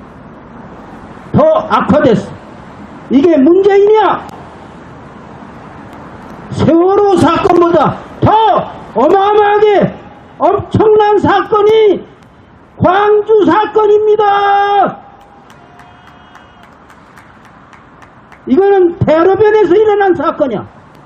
세월호는 바닷속에서 일어났지만 이거는 6차선 대로변에서 백주 대낮에 와르르 무너져서 했는데, 이거 문재인 하는 꼴 좀 봐요. 예? 감독관이 없는 거야. 바로 대로변 옆에서 5층 건물을 철거하는데 감독관이 없어. 이게 문재인 정권입니다. 2년 전 잠원동, 여기서 얼마 안 걸려요. 저기 가면 잠원동 나와. 똑같이 그런 사건이 났어. 어째서 그렇게 닮은 꼴인지. 이거 문재인 그만둬야 되는 거 아니야?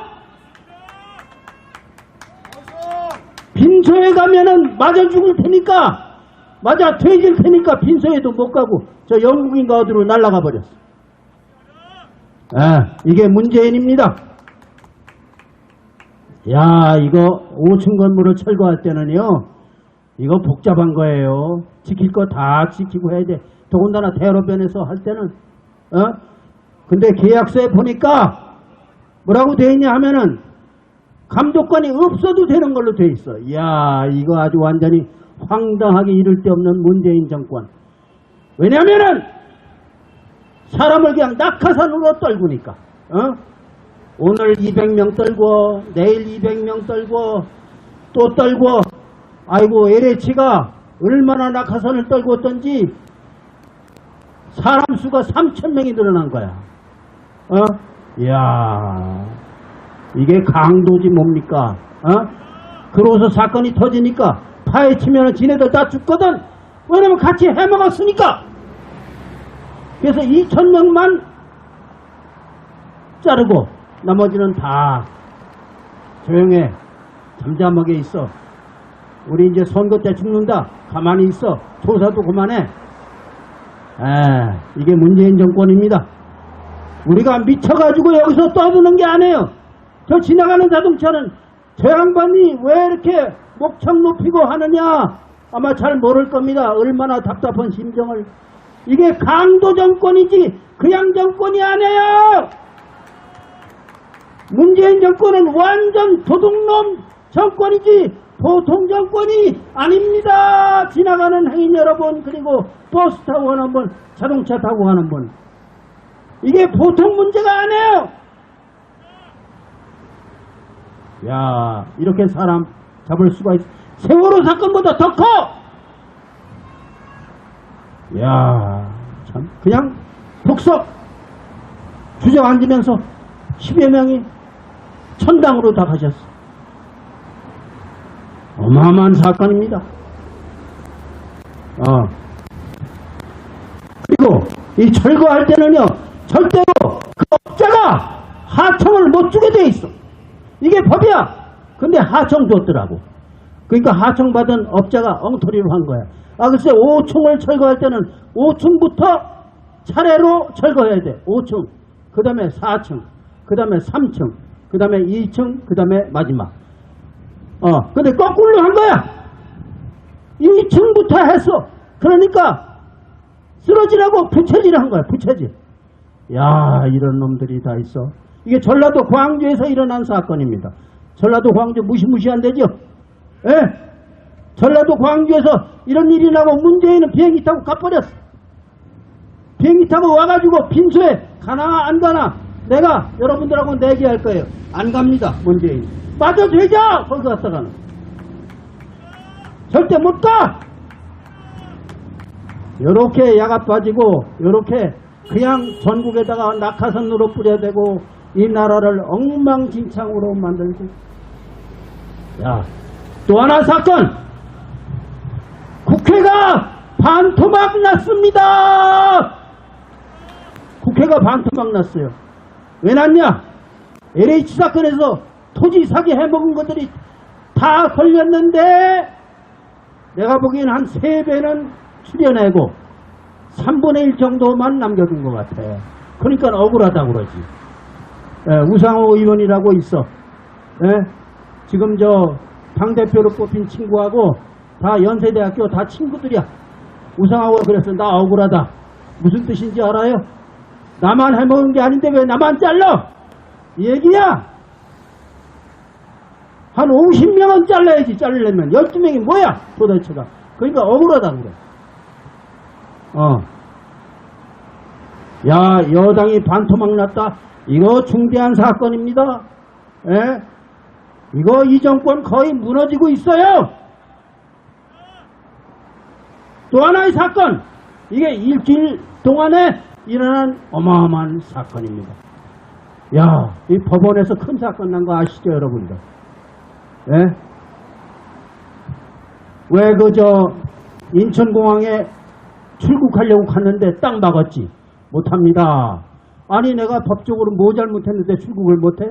왜냐면 다 서류 꾸며가지고, 출국할 수 있는 사람, 김학이라고 있어. 차관했던 사람. 이 사람 출국을 딱 막은 거야. 이 두목이 문재인이야. 다 출국 못하게 지시하고 한 거 조작하고 한 게 다 문재인이야. 이놈. 예의 나쁜 놈 같으니라고. 그런데 대법원에서 재판을 하는데 들어보세요. 얼마나 기가 막히고 지금 재밌는지. 대법원에서 재판을 하면은 김학이 잘못했다 이렇게 판결할 줄 알았지. 지금 반대 판결을 한 거야.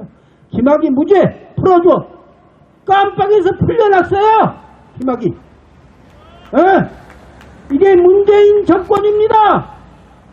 멀쩡한 사람 가두고 멀쩡한 사람 외국 가는데 못 가게 막고 서류 위조해가지고 못 가게 막아놓고 이래놓고 지는 뭐 영국인가 어디 날라가가지고 지금 재미 많이 보고 있어. 거기 가서 뭐 하는지 모르지. 이게 문제냐? 자, 법원에서만 사건이 터진지 압니까? 여러분들 다 아실 거예요.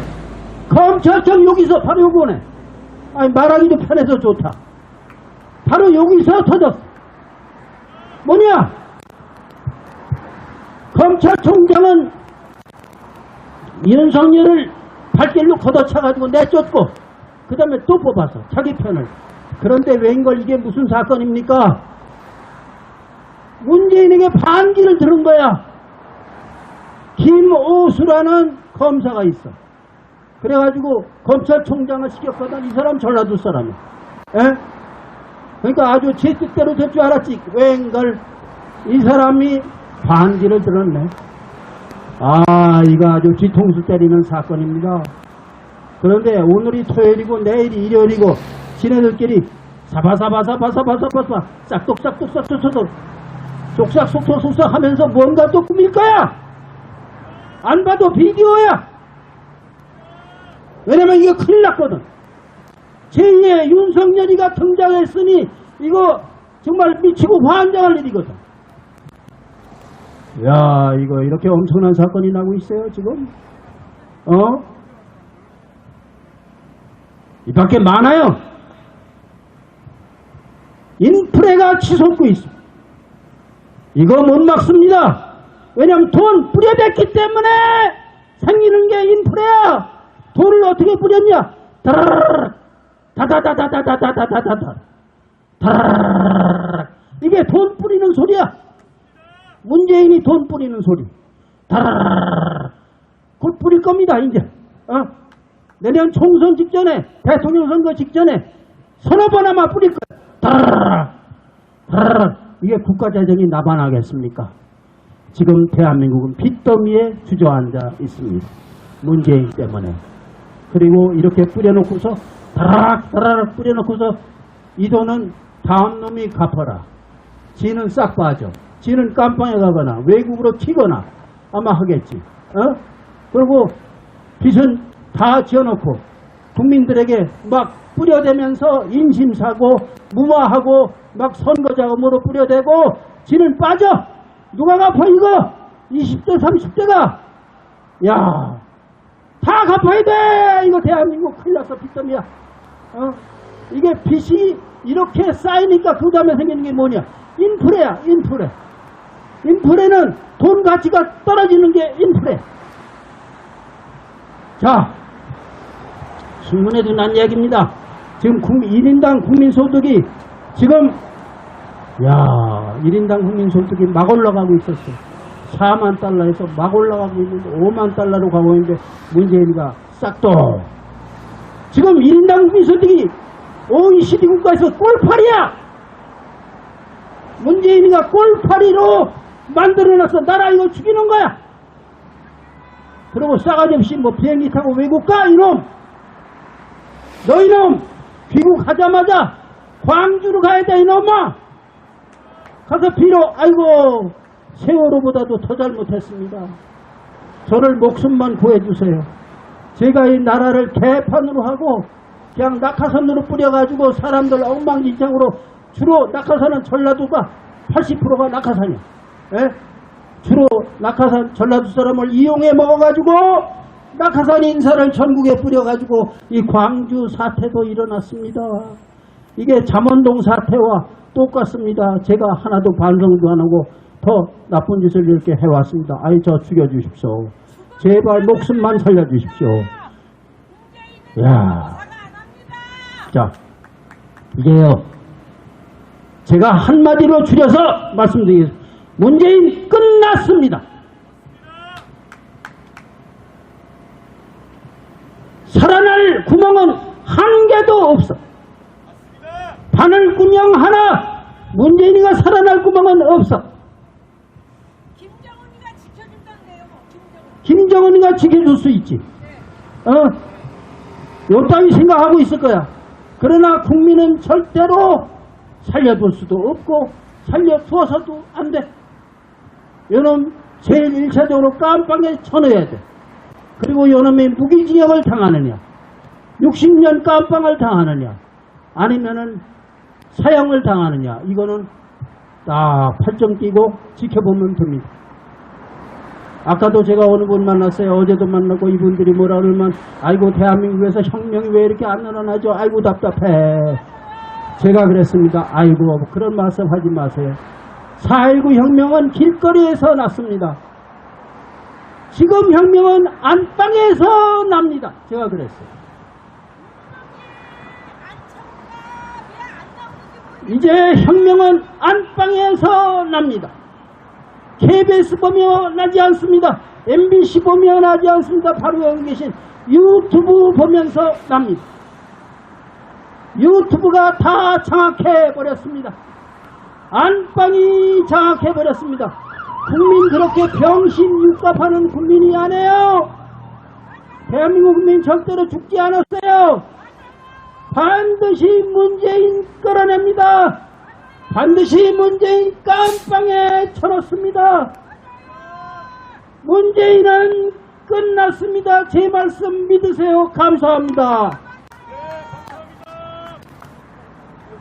어느덧 여름이 온 것 같습니다. 날씨가 덥습니다. 저는 요즘 재판을 받느라고 좀 시달렸습니다. 그렇게 좋은 소식은 아닌데 제가 인천지법에서 이번 주에 판결, 선고를 하나 받았습니다. 선거자유방해죄로 벌금 250만원 선고받았는데 좀 우울한 소식이지만 저는 사실 250만원 벌금에 대해서 그렇게 절망하지 않습니다.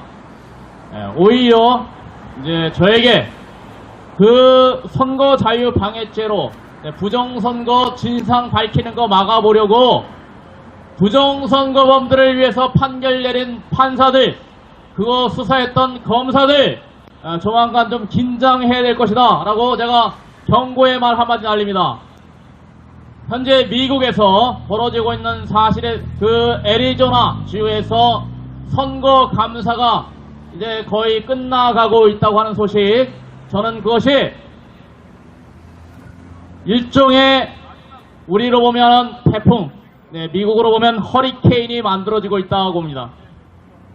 이제 대한민국에서 이번에 특정 정당에서 당대표 뽑는 거 보시면 아시겠지만, 여론 조작하고 당대표 뽑는 것도 제가 봐서는 그거는 틀림없이 부정선거라고 봅니다.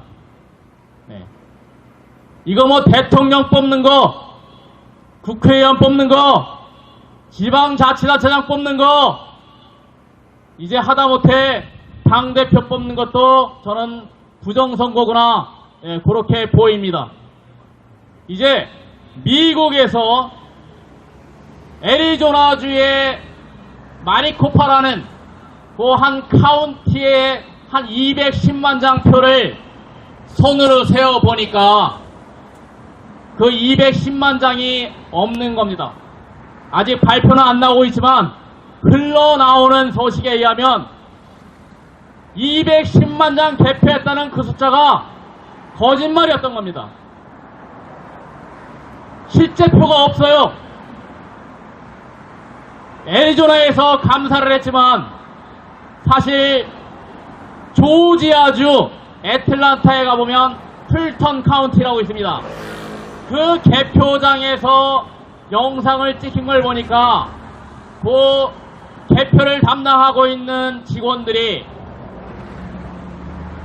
표를 컴퓨터에 스캔해서 읽어드릴 때 읽어드린 표를 또 읽고 하는 게 CCTV 영상에 잡혔습니다.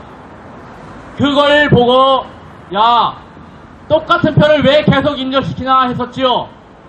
그 결과를 마리코파, 애리조나주 마리코파에서 이번에 수개표해서 확인한 결과 수십만 장 흘러나온 소식에 의하면 한 52만 장이 없는 표랍니다. 이제 저 같은 사람이 저 바이든은 끝장났습니다, 내려올 겁니다 하면은 못 믿는 분들이 많습니다. 아직도 믿어지지 않는 분들이 있죠.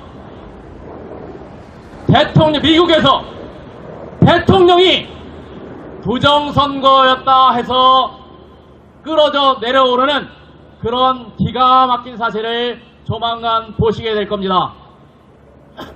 그러면 미국만 그러냐? 이제 대한민국에 있는 사람들 긴장하셔야 됩니다. 태풍이 몰려옵니다. 허리케인이 몰려옵니다. 부정선거 그거 밝히자고 떠드는 거 입 막아보려고, 이런 말 못하게 하려고 고발하고 억지로 판결하는 그런 우리 사법부, 또 그 부정선거 수사 안 하는 이 검찰들 대청소 필요합니다. 우리 국민들 정치에 관심 없고 오로지 나 혼자 벌어먹고 사는 거 그것만 신경 쓰시는 분들 부탁드립니다. 대한민국 나라부터 살려놓고 자기 앞가름 하셔야 됩니다. 이제 미국에서 트럼프 대통령이 조만간 8월경에는 복귀한다, 그런 희망과 전망들이 나오고 있습니다. 역사가 기록할 어마어마한 일이 벌어집니다. 대한민국에서도 이제 임기가 얼마 안 남았다고 하는 저 문재인도 임기를 못 마치고 내려오는 수가 있습니다. 뿐만 아니라 국회의원 4.15 총선, 그거 6월 28일 날 연수 을구 재검표 한다고 하는데 얼렁뚱땅 할 것 같지만 미국에서 오는 그 소식에 따르면 그렇게 쉽게 넘어갈 수 없는 상황입니다. 나는 정치에 관심 없다, 부정선거 관심 없다 하지만 결코 우리 대한민국 국민들 부정선거의 영향에서 자유로울 수 없습니다. 이게 부정선거를 그냥 놔두고도 얼마든지 내 생활 유지되고 나라가 유지되면 얼마나 좋겠습니까? 근데 이번에 그 어린애를 당대표로 세우는 그 모습이 저는 그것이 굉장히 이 주사파 세력, 대한민국을 망국으로 끌고 가는 세력들이 정말 급해졌다. 그렇게 평가합니다. 얼마나 다급했으면 제가 개인적으로 제 유튜브 자유의 창 커뮤니티에서 설문조사를 해봤습니다. 한 4명 올려놓고 절대로 당대표가 안 되는 인물 꼽아봐라 했더니 90%가 안 된다고 하는 인물을 이번에 당대표로 만들어놨습니다. 최소한 유튜브 자유의 창에 참여하는 한 3,500명의 90%가 당대표가 돼서는 안 된다고 지목한 인물이 어떻게 당대표가 됩니까? 그거 정말 그 당원들이 당대표로 뽑은 거 맞습니까? 있을 수 없는 일이 벌어졌어요. 그런데 그 당원들 왜 가만히 있습니까? 그거 그냥 눈 감고 넘어갈 일입니까? 우리나라 현재 정당이라고 하는 거 너무 망가졌습니다. 정말 대청소가 필요합니다. 제가 이제 산나물을 보게 되면 산삼하고 비슷하게 생긴 게 천남성이라고 있습니다. 이거 대단한 독초입니다. 또 당기라고 있습니다. 그 당기하고 비슷하게 생긴 거 지리강황이라고 이거 독초입니다. 또 공치라고 있습니다. 그거 비슷하게 생긴 동의나물이라고 이거 독초입니다. 지금 현재 대한민국의 정당은 우리가 믿을만한, 우리와 같은 성격을 가진 믿을만한 정당이라고 믿고 있는 그 정당 안에는 독초가 우글우글합니다. 도저히 재활용이 안 돼요. 그래서 저는 이 자리에서 이제 부정선거, 미국에서의 부정선거 밝혀져서 바이든 내려오고 트럼프 대통령 복귀하고 그럼 대한민국에서 어떻게 됩니까? 저는 그래서 감히 내년 대선을 얘기하시는 분들에게 감히 말씀드립니다. 대한민국은 대통령 선거 하면 안 됩니다. 현재 정당한 우리의 대통령, 죄 없이 감옥에 갇혀있는 박근혜 대통령이 청와대로 복귀해서 자녀 임기를 채워야 된다. 자녀 임기 채우고 난 다음에 그 다음에 대통령 선거입니다. 그리고 그 박근혜 대통령을 보필할 수 있는 새로운 정당이 만들어져야 된다. 그 새로운 정당을 만들 것을 제안하면서 그만 내려가겠습니다. 지긋지긋한 세월호 처먹고 사는 파리놈들, 세월호 조사의 부흥이 집 만나다.